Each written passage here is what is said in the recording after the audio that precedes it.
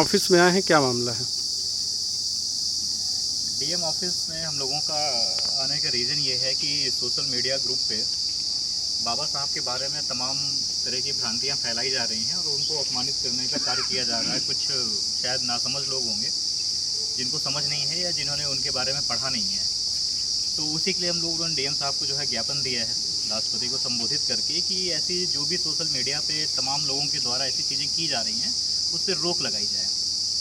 नहीं तो SC ST वर्ग और OBC वर्ग और जो भी बाबा साहब के अनुयायी हैं, चाहे वो जिस समाज से आते हों, उन लोगों के द्वारा जो है काफ़ी बड़ा आंदोलन जो है इस पर हो जाएगा। तो अगर ऐसी चीज़ों पर रोक नहीं लगती है तो बहुत ही जल्द जो है आंदोलन देखने के लिए जो है मिलेगा। लेकिन मेरा मानना यही है और ऐसे समाज के लोगों से जो भी इस तरह की बाबा साहब के अनुयायियों की भावनाओं को साथ खिलवाड़ कर रहे हैं, ऐसे गलत शब्दों का, गलत तथ्यों का प्रचार कर रहे हैं, वो जो है ना करें।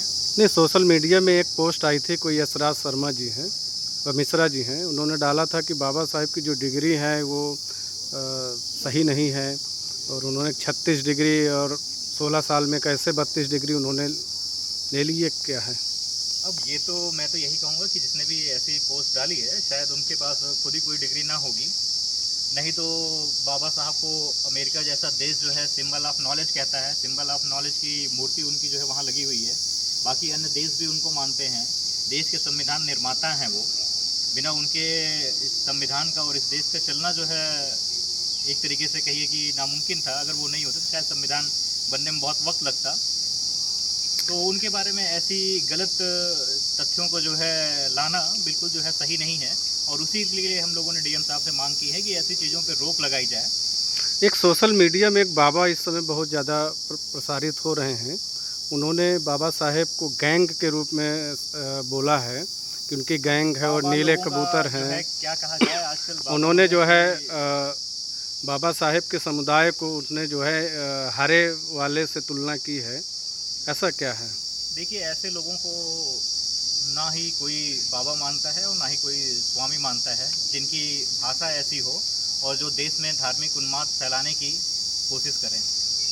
तो ऐसे लोगों की बातों को हम लोग सिरे से जो है खारिज करते हैं और गवर्नमेंट से, सरकार से, भारत सरकार, राज्य सरकार से मैं यही चाहूँगा कि जो भी ऐसी भ्रांतियाँ फैलाने की कोशिश कर रहे हैं उनके खिलाफ कठोर से कठोर कार्रवाई करें ताकि अगली बार कोई ऐसी भ्रांति फैलाने की कोशिश ना करे।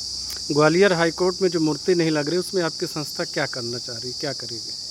हमारी संस्था तो यही चाह रही है, संगठन हमारा, कि बाबा साहब की जो है मूर्ति लगे और जो भी नासमझ लोग जो है बाबा साहब की मूर्ति लगने का जो है विरोध कर रहे हैं तो शायद वो चाहते नहीं है कि भारत देश जो है संविधान से चले और जो संविधान का विरोध कर रहे हैं और संविधान के हिसाब से इस देश को चाहते हैं ना चले, तो मुझे नहीं लगता कि उन्हें इस देश में रहने की ज़रूरत है।